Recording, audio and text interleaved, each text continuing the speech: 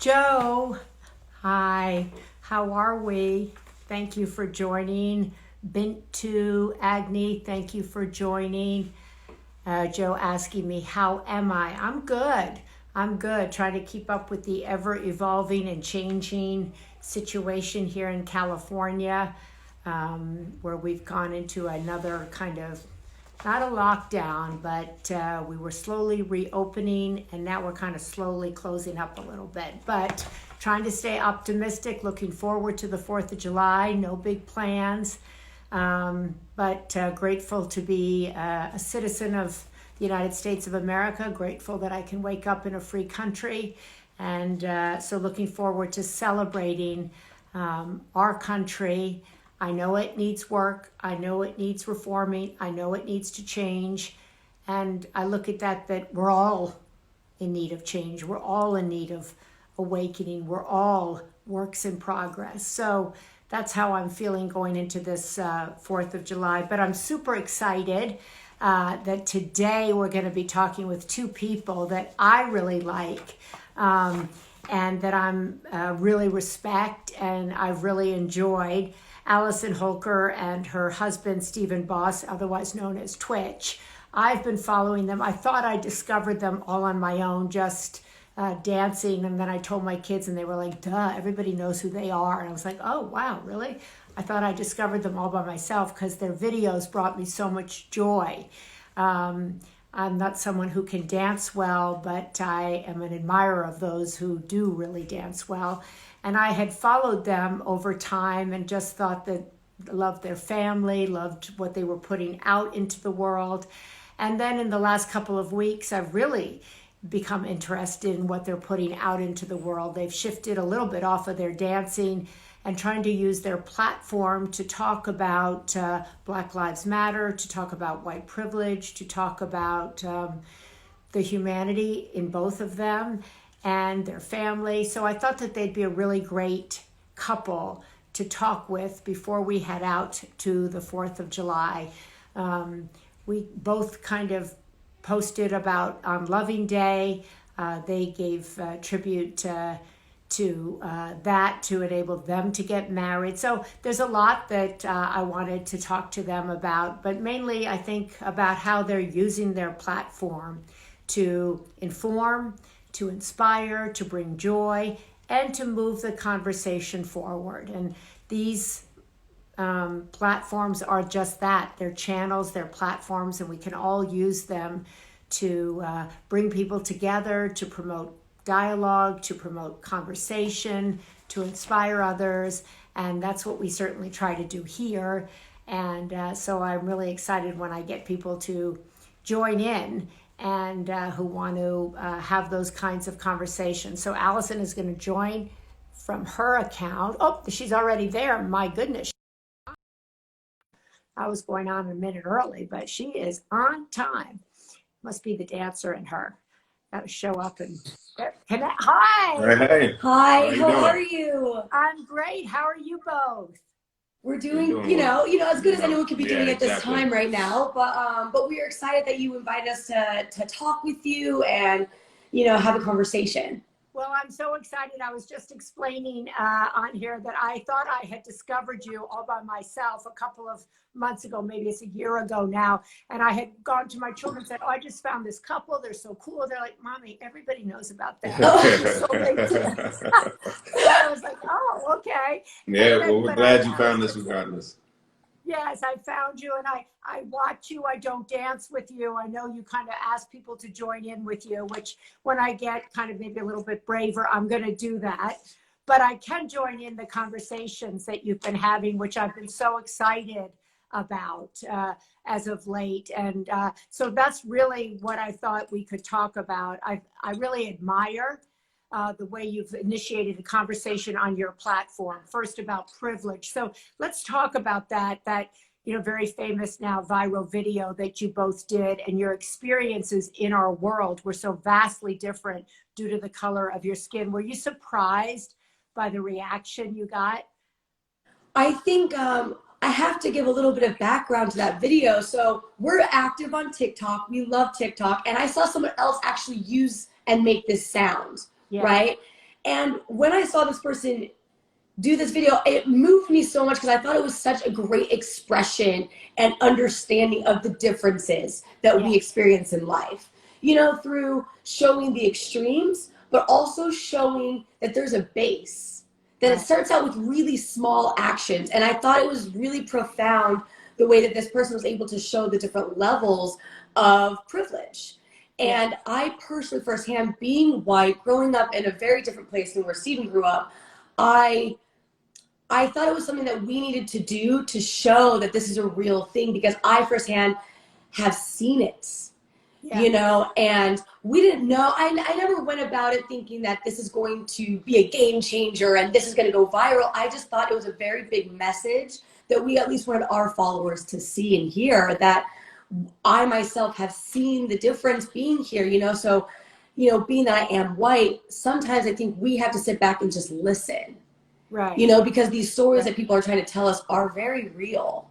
Right. Yeah, and also just as impactful as it was also a shock to me. I've said this before, but it was also a shock to me because even though every question I put a finger down for every question, even the last two, I still would have put them down. That was so normal. That was so normalized for me that it was. I didn't think that it would have the impact that it had, just because I was like, well, yeah, that's just kind of how it is. That's how some of us kind of experience life, you know? So it's just like, yeah, I hear these questions, but like, yeah, I mean, I could, you know, I have tons of friends and associates that for us, those questions would be like, yeah, no question. Yeah, of course, you know, so, and it's just that.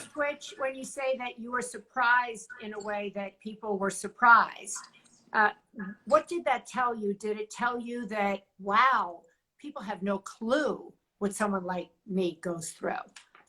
Yes, and further than no clue, it's just because everybody's experience is like very different, right? Yeah. And I think sometimes, you know, it takes a visual like that, and obviously society is like incredibly visual right now, you know. Right. So I think something like, even if we would have done that in an interview setting, I don't think it would have been impactful as just of that video that you can rewatch over and over and over again.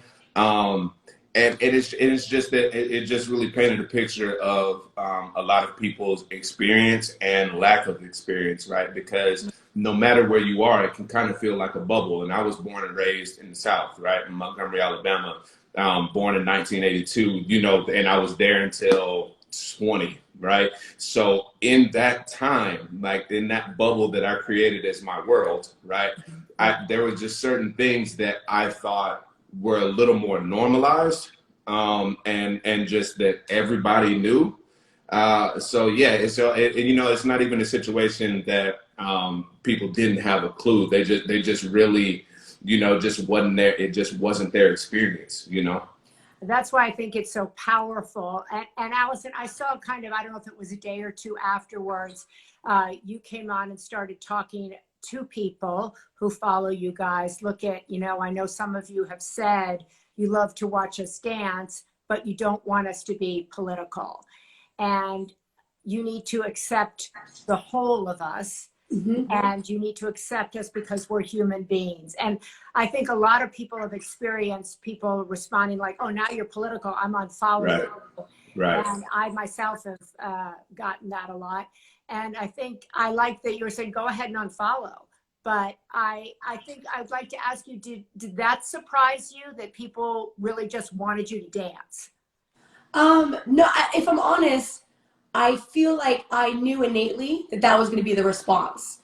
But I think right there, by telling someone that they have to shut up in any kind of capacity, is a clear notion that they know there's a problem, but they don't want to have the discussion because it's uncomfortable. Right. You know what I mean? So all these people that are saying, just shut up and dance, or all lives matter, these are people that are trying to silence a problem that they don't want to have. You know what I mean? When these conversations need to be understood. And a lot of people were also saying, well, you were never political before. No, yes, absolutely. We've always, we're not by chance of picking parties. That's not what it is. But the bigger problem is life. Like, we're a human race and we have a huge problem, you know? And I know from my side, to make other people feel comfortable, I didn't have those conversations because I was trying to protect them. But we've gotten to a point that we can't protect people because they don't want to have an uncomfortable conversation. People's lives are at risk at this point. And so I think just because you didn't hear me overtly say it on social media doesn't mean that I'm not having this conversation with family and friends. Yeah. You know, and just, I think a lot of times through social media, people feel like, oh, I know exactly who you are. I watch you dance. You've never met me in real life. You've never had a conversation. You've never been to my home. You've never met my family and friends. To know these conversations that we're continuously having, you know, I feel very grateful that I had someone like Steven in my life who is continuously educating me. You know what I mean? And not from a, you better learn this or this is how it is, but slowly bringing me in with me having patience and him having patience in what I didn't know before. You know, but I think when you call someone and you tell them to shut up and do whatever it is, like, you can't tell someone how to use their voice and their platform. You can't do that to people. You can't tell someone the experience that they had or have not had. You know, our job is not to silence right now. It is to pay attention, learn, and educate. You were saying, Allison, that you think also it's a time maybe to listen. And at Twitch, I was watching you in an interview where you said, well, actually, we need white people in particular to talk. We need them to ask questions because so many white people were afraid. And I know a lot of people said to me, don't go out there and start doing interviews. Don't go out there talking. I said, no, that's exactly what I want to do, because that's how we move the conversation forward. So in your mind, you know, like, is it better to talk? Is it better to listen? Is it better to initiate the conversation? And where do you think we've come in the last couple of weeks? Well, I think that one of the key words you said there was conversation, right? Like, and conversation is, in essence, it's like it's a two action art form. The art of like talking, and then the art of actively listening, and not listening to respond, but actually listening to understand.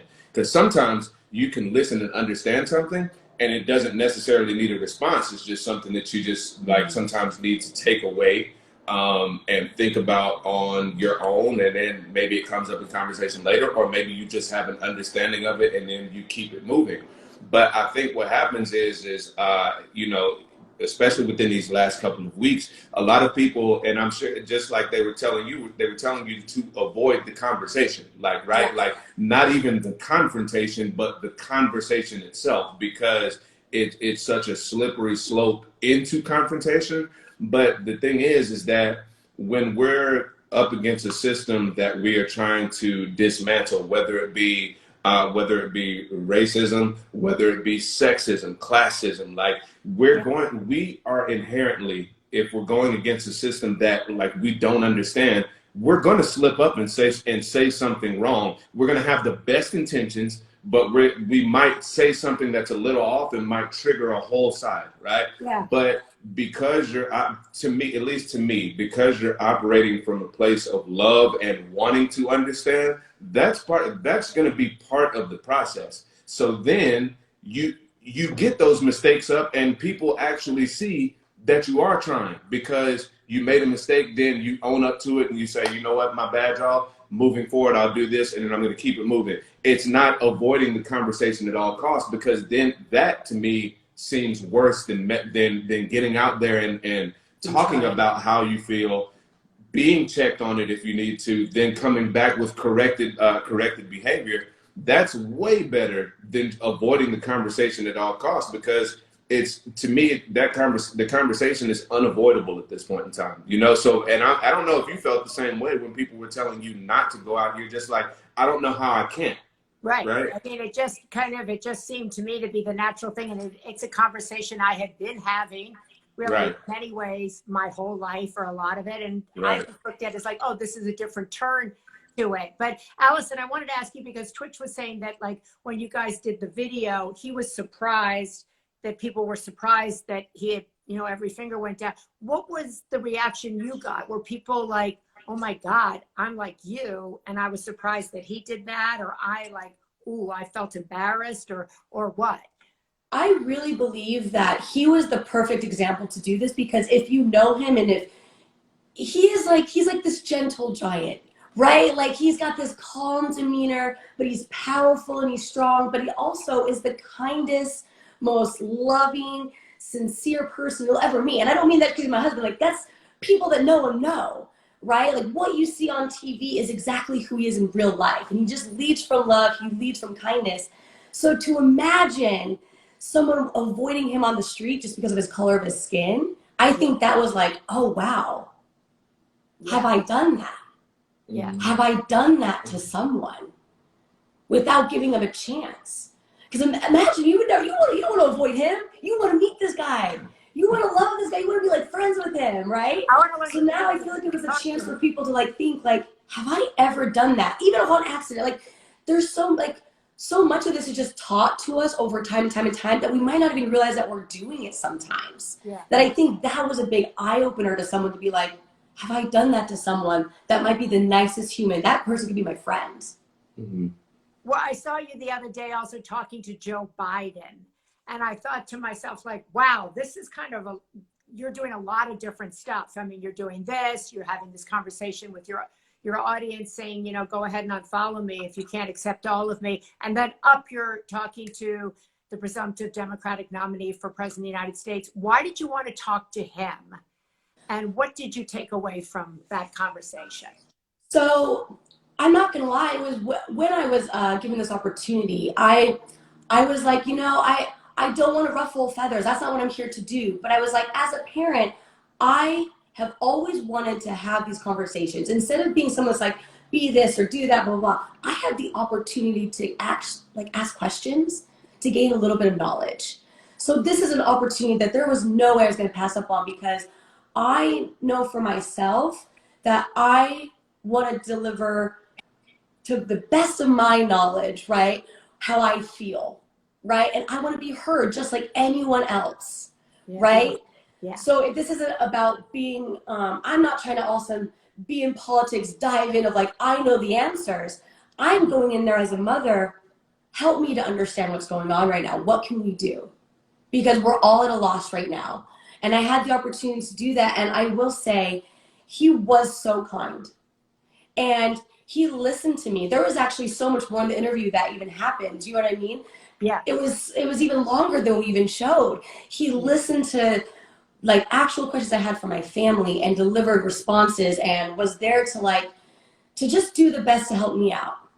And I think that shows a lot that he was willing to just have a conversation with me in my home. You know, and I think across the board, there's so much that needs to be heard. Yeah, I like that you said there, like, he listened to me. I think that really fundamentally is what, regardless of the color of your skin, something we all have in common. We want to be listened to. Absolutely. We want to be understood. Yeah. We want to be seen, right? And we want to be valued for who we are and what we're bringing here to the world. As we go into the 4th of July, you know, the news media, and I'm in the news media, right? But we're just inundated with everything that's wrong with our country, everything that's wrong. And yet, to me, it's still the greatest country. We're free to have these conversations. We're free to vote. We have a free press. We have all of these things. If you could celebrate one thing about this country and or change one thing about it as we go in, what would it be? What would it be? Ooh, that's a big question. In truth, and I'm speaking honestly. You know, obviously, it's with how the complexities in my relation to this country. It's hard for me to be like, there's something I'd like to celebrate about. You know what I mean? It's just like you know.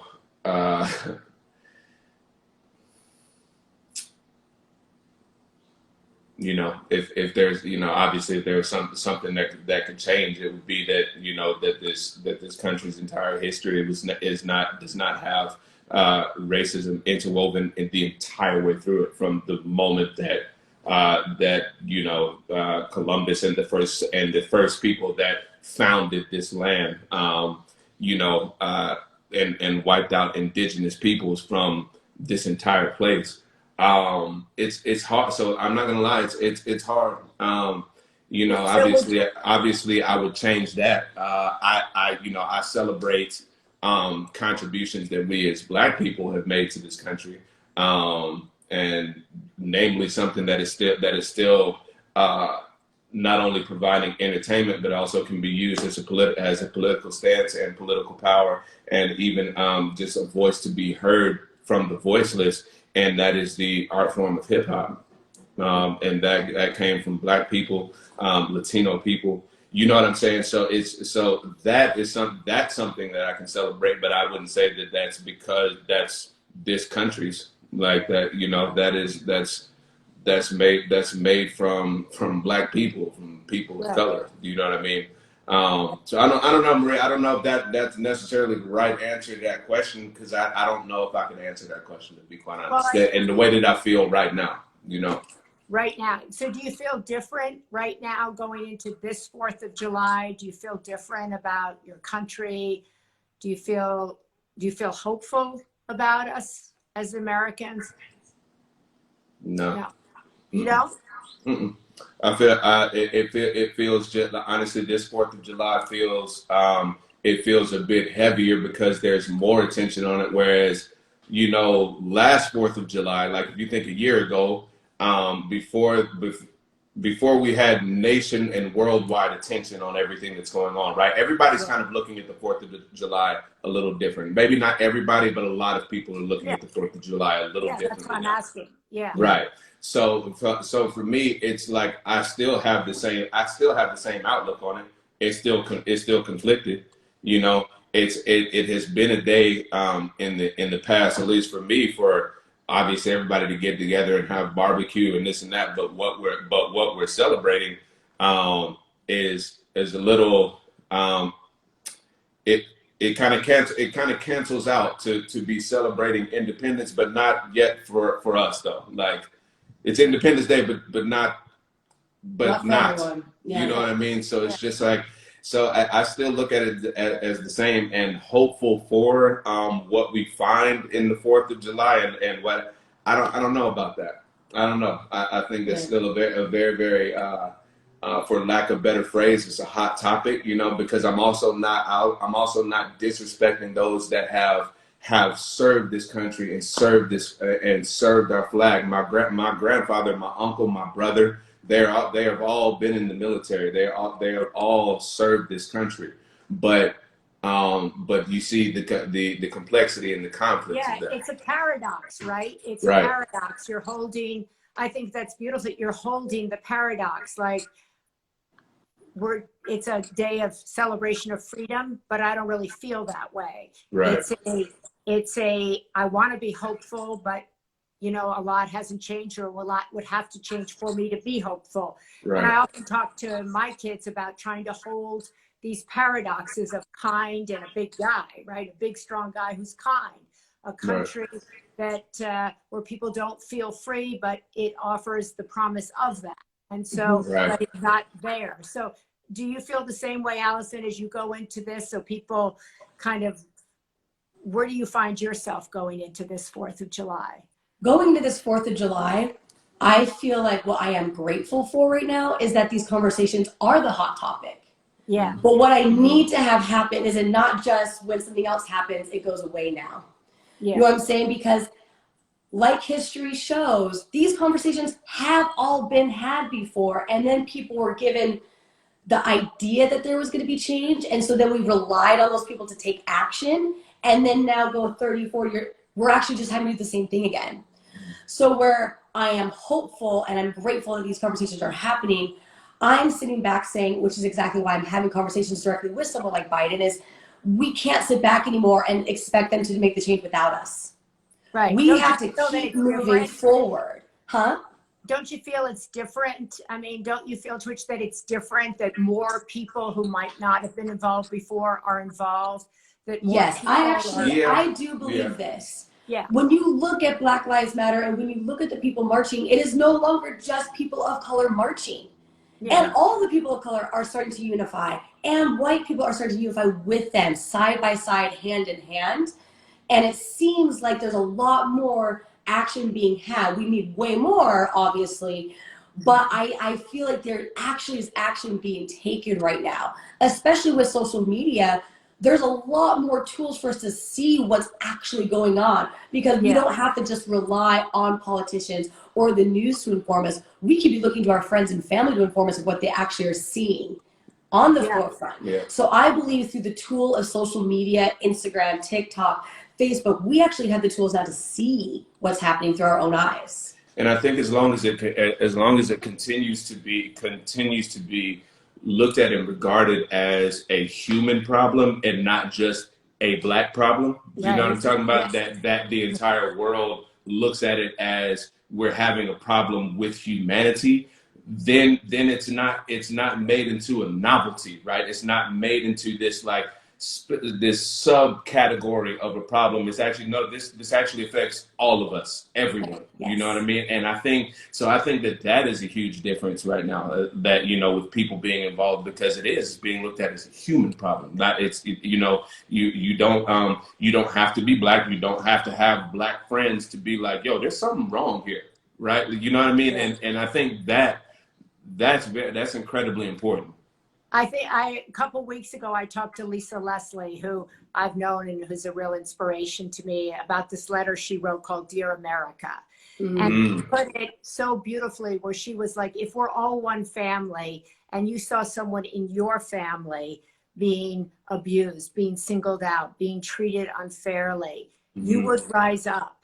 And so that I put it that simply: you have a brother or a sister in your family that's not being treated the same as someone else in your family. That should concern all of us as one human family. Absolutely. Exactly. Absolutely. Yeah. And so her letter called Dear America, I thought was so, I mean, it was obviously much bigger than what I just said, but of course, it kind of, I think the more these things are brought down to very basic things where people go like, oh, wow, she didn't put up her fingers. Right. Oh, wow. Right. There's somebody at my dinner table that's not being treated the same. I can understand that. Absolutely. And one person at a time, we evolve. Exactly. Yes. Exactly. And Exactly. I think that's what you guys are doing. I think that's what you're doing, Yeah. And I hope you feel, on this 4th of July, you feel that you're moving the conversation, that you're inspiring change. Is it, the change that you want to see by the 4th of July? No, right? But you do you feel you've had an impact? I mean, I think we've definitely had an impact. We've definitely, cause ripples however we can with the following that we've had. I think that, just like you're doing right now too, it's just like, obviously we have these platforms where, our voice can be heard and we can put out whatever content we would like. And the content that we have put out has inspired conversations, whether it's in somebody's home personally, or even in the comment section, even conversation that we're having right now, between us. Is just like, I think that is what has kind of started the ripple, right? But again, past the timeline of it being a hashtag and a trending topic, and the first thing that you see whenever you turn on your local news station, like the work is never done. It has to continuously keep going. And and I want to say this too, because I'm as we're talking, I'm kind of seeing a little bit of like commentary here and there, and it's fine. But I just want to make sure that that this is said too. What we are doing right now, the three of us, is one of the most powerful weapons that we can use against what we're talking about right now, which is open-minded dialogue, right? Which is open-minded dialogue. And I've been watching since the beginning, since we first came in. And there was a moment when you were saying that that, you know, like the country is free and like we have a free to do this. There's parts of that that I don't necessarily that I don't agree with, but at the same time, I hear what you're saying, and I'm going to take this moment on myself rather than trying to like jump up and do a rebuttal, because at the surface I don't agree with you. Again, it's the conversation that we're having, right? Like, and I felt like some of that I was a little triggered by, so I get to now take that away and read up, think up, and dissect why that makes me feel that way. So then on the next conversation, I can actually put some words forward, like a tangible idea that can continue our conversation so we can then understand each other, and I'm not trying to change your mind, right? Like, I think that's a huge thing that I think that, you know, I think maybe the country might benefit from as we're approaching this 4th of July, because of course there's going to be people that are going to be celebrating. Right. You know, there are going to be people, but know that there is a conversation happening. Do you know what I'm saying? I definitely understood when I said that. You said, but we don't really feel that way. So right. I took, and I was like, wow, that's your experience. That's really true. We're right. the quote, the land of the free and the brave, as it says in our marketing. Right. But for millions of people, that's not the story. So right. I think you articulated it really well. You know, I think when I said we're the land of the free and the brave, or you get to vote here, that's not enough, right? That's right. not, you don't feel the same sense of freedom that somebody else. You're like, wait a minute, that's not our story. That's not right. And I think that's great, because that's right. your truth. And I think that's something, you know, like when we're celebrating the 4th of July, I think people should be having that conversation. For millions of people, this is a really complex holiday. Absolutely. Yes. Absolutely. Yeah. And very so much it's so. complex, so we can talk about that. So, you know, like I could say at my dinner table, you know, I had this really great conversation. So a lot of people, this is a triggering holiday. Because right. we're talking about freedom, and they're like, wait a minute, you know, that's right. not freedom. Yes. Right. Yeah. Right. 100%. So, right. So I think that actually gives me, in a way, goosebumps. I love that. Of course, right. my kids always say, you love conversations that are like that. But I think that's how you shift, right? And I think every little shift is a good thing. 100%. Right? Well, yeah, I mean, that just, you said it earlier. It's just gonna like, you know, one mind at a time. You know, it's right. just the moment that, and then at some point in time, look, there's going to be a huge shift in paradigm and perspective. But like, you know, we just have to do the little actions, and mm-hmm. and again, be open to conversation. You know, it's just absolutely. Like and be open to conversation on topics that hold a very strong trigger for people. Do you know what I mean? And understandably so on both sides. Understandably so, but like the only way that we're going to get to it, obviously, because we've been fighting for a very long time, back and forth a very, very long time.